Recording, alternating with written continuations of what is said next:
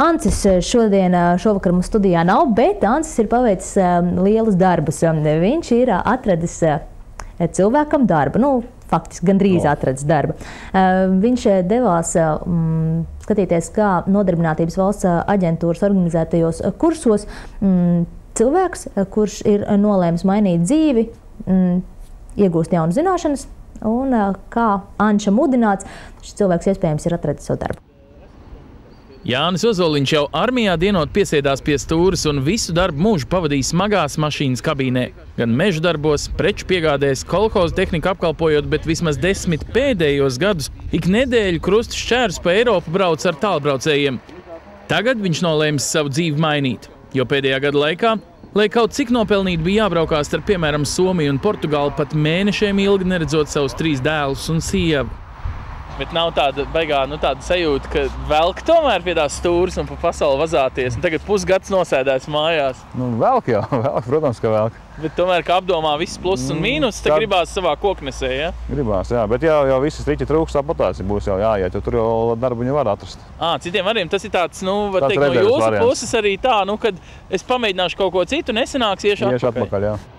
Jāni kravu pārvadātāja kompānijas šefs ik pa nedēļai tomēr mēģina atvilkt atpakaļ, jo esot ļoti labs darbinieks, bet viņš nolēmis vismaz pagaidām cītīgi turēties pretī un atrast darbu mājās. Viņš nolēmis peldēt arī pret traumu ne tikai tiem, kuri šobrīd turas pat pie slikta, bet darba, bet arī tiem, kuri traucas meklēt laimi ārzemēs.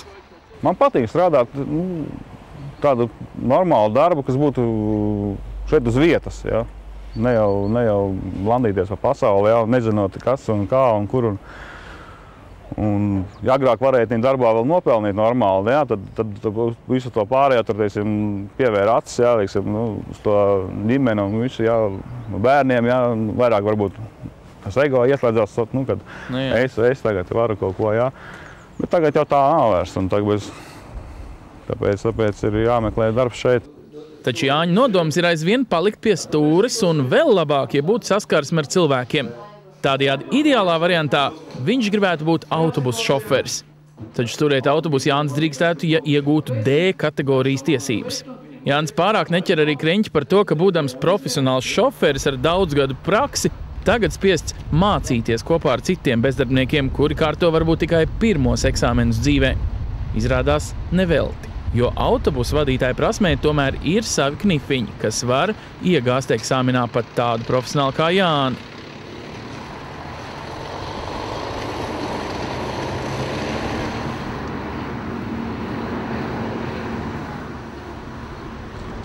Labai pusē apstājamies pieturā, autobusu pieturā.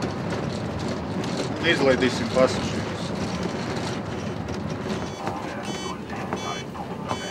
Tieši pie zīmes piebraucam, ceļa zīmes.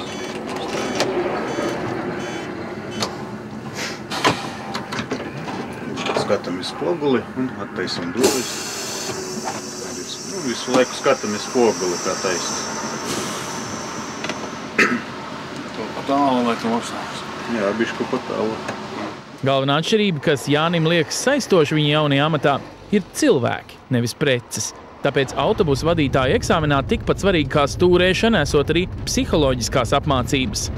Tomēr cilvēkus vedam, un viņš ir jābūt, nevar tā strauji bremzēt, un jāpadomā par tiem cilvēkiem, kas atrodas salonā.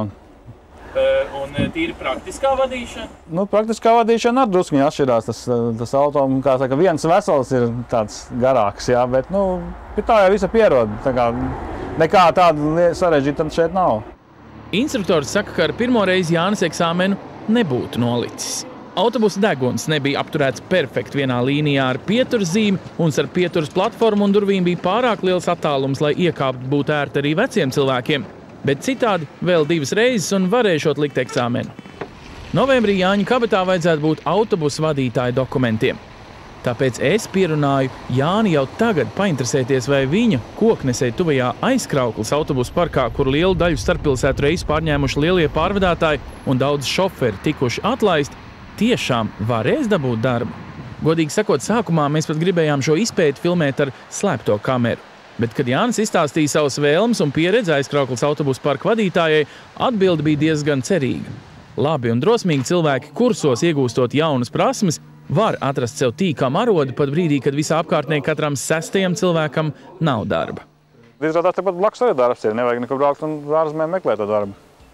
Tā kā vienkārši jāmeklē un varbūt veiksmi uzmaidīs, kā saka.